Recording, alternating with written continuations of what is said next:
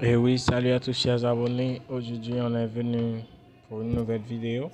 Et cette nouvelle vidéo va se baser sur le clavier de Thermix, sur quel clavier utiliser sur Android. Si vous allez utiliser le clavier de Google, ou du moins s'il y a d'autres claviers qu'on peut utiliser pour avoir plus de fonctionnalités. Déjà, vous savez que pour utiliser un clavier va beaucoup vous aider dans vos travaux. Parce que pour atteindre certaines fonctionnalités, on va avoir besoin du clavier.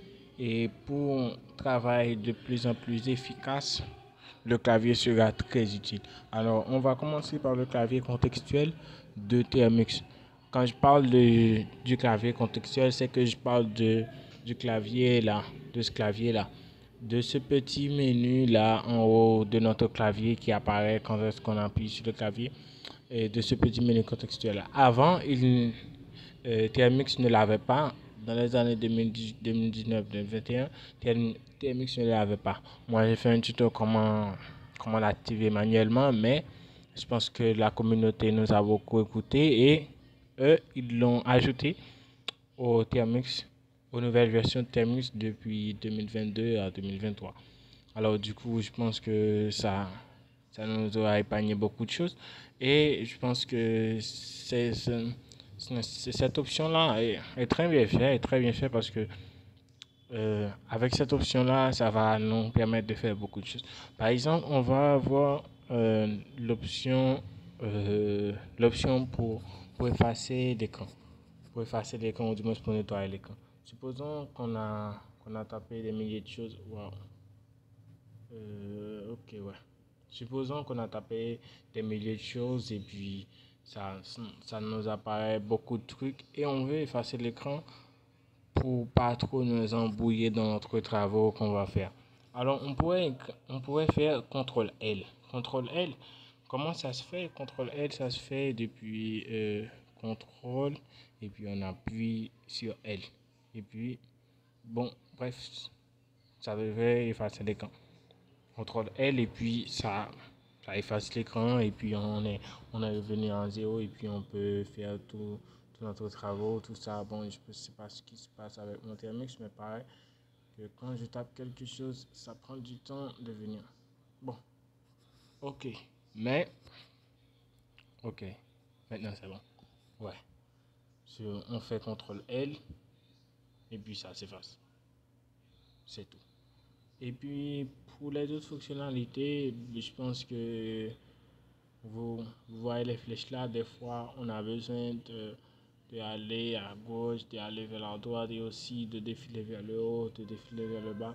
Avec cette petite flèche ça vous aide beaucoup et totalement. Et vous savez que si vous, si vous n'avez pas un clavier, j'ai un clavier d'ordinateur, ces flèches là vous aident beaucoup à travailler sur TMX. Par exemple, supposons qu'on veut sélectionner quelque chose, qu'on voudrait sélectionner quelque chose, on aura fait euh, la chiffre et puis on utilise les flèches. Mais je pense que cette option-là, on ne l'a pas. La bouton chiffre, on ne l'a pas. Peut-être qu'on pourrait l'ajouter, mais aujourd'hui, le tuto n'est pas pour ajouter, mais c'est plutôt pour voir comment c'est. Mais voyons voir maintenant l'option Home. L'option Home là, cette option Home là, c'est que si on est dans le fin d'un texte ou du moins d'un commande qu'on est en train de taper, la Home permet de revenir au début, au début de la commande, du moins au début de ce qu'on est en train de taper. Par exemple, si on fait Home là, bof, on apparaît tout au début. Si on fait End, bof, on apparaît à la fin. Cette option page up, page down, c'est quand est-ce qu'on lit un manuel et le manuel a d'autres pages et puis si on veut passer aux pages suivantes, alors on fait page up. Si on veut passer aux pages précédentes, on fait page down. Et puis, bref, on passe aux pages suivantes. Et puis, cette petite option-là, la touche tab, c'est pour l'autocomplétion. L'autocomplétion, c'est-à-dire que si je veux créer petit programme, si je veux faire quatre petits programmes, alors comme on sait qu'il y a un seul petit programme .py, alors si on appuie sur cette touche-là, la touche table, la touche qui a deux petits flèches, ça va tout compléter pour nous, etc. Idem pour la bouton échappe, ça nous permet d'annuler une commande qui pourrait être en exécution. Et ce bouton-là, je pense que ce bouton-là va nous être utile. Mais quelle solution pourrez-vous avoir, pourrez-vous voter si vous n'avez pas ce menu contextuel-là qui est disponible sur votre Terminus? Alors, l'option que vous pouvez ajouter, c'est que vous pouvez télécharger un clavier. Un clavier qui possède toutes ces fonctionnalités. Par exemple, le clavier appelé Hacker Keyboard. On va le chercher sur le Play Store. Moi, je pense qu'il est là. Le Hacker Keyboard. Le Hacker Keyboard, c'est un clavier qui possède beaucoup de fonctionnalités pour aider les utilisateurs sur Android à avoir les mêmes fonctionnalités d'un utilisateur sur Android, mais qui profite de clavier ordinateur. Bref, avant, quand on n'avait pas la bouton, ou du moins le petit clavier contextuel là de Terminus, on utilisait ce clavier là.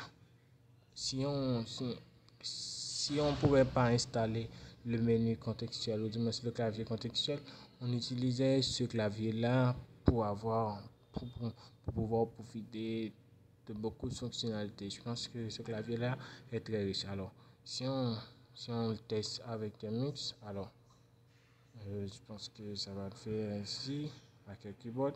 Je le mets et puis voilà.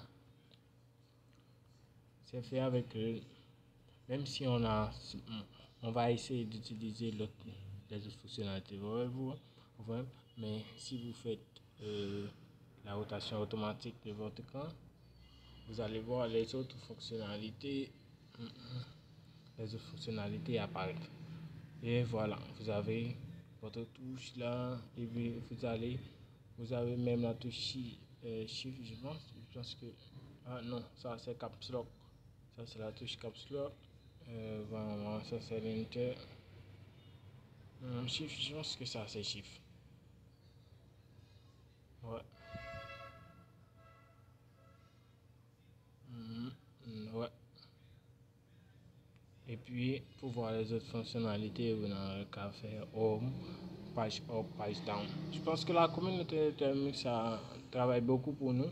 Et ils ont fait un copie parfait de ce petit clavier-là pour le mettre à la disposition des utilisateurs. Je pense que cette fonctionnalité nous a beaucoup aidé. Nous qui utilisons Terminus au quotidien, alors je pense que maintenant vous avez la solution pour vos claviers et il vaut mieux opter pour ce clavier-là parce que ce clavier-là possède beaucoup de fonctionnalités. Il a de même les langues, il a des thèmes, il est très riche en fonctionnalités pour utiliser quand vous travaillez avec Terminus. Après, si vous faites d'autres travaux, vous pouvez changer avec votre clavier keyboard si vous n'êtes pas sur Terminus. Alors, mais je le recommande très beaucoup pour ce que vous allez faire. Alors, c'était une vidéo sur les claviers à utiliser. Alors, je pense qu'on se voit dans une prochaine vidéo. Bye.